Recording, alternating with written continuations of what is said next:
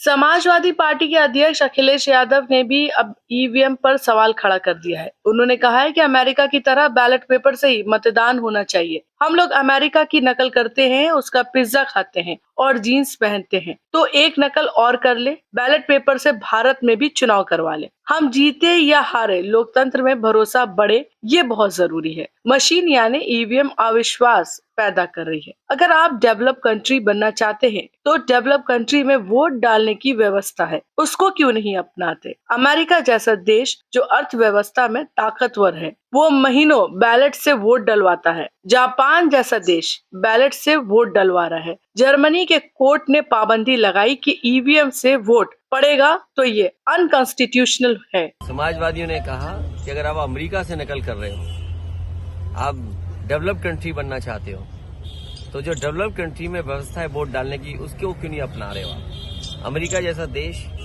जो अर्थव्यवस्था में ताकतवर है, वो अपने यहाँ महीनों बैलेट से वोट डलवाता है।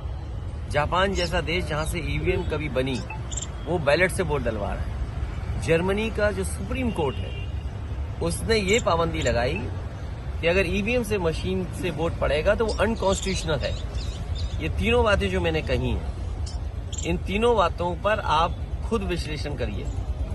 और भारत सरकार ये कह रही है कि हम दुनिया में सबसे ताकतवर देश बनने जा रहे हैं और बनना चाहते हैं। तो क्या अविश्वास के साथ आप ताकतवर बनना चाहते हैं? जनता को विश्वास हो और सीक्रेट बैलेट, आज तो ये पता लग जाता है इस गांव में, इस मजरे में वोट किसको मिलने वाला है, किसको पड़ने वाला है। तो ये सीक्रेट बैलेट कहाँ है वोटिंग?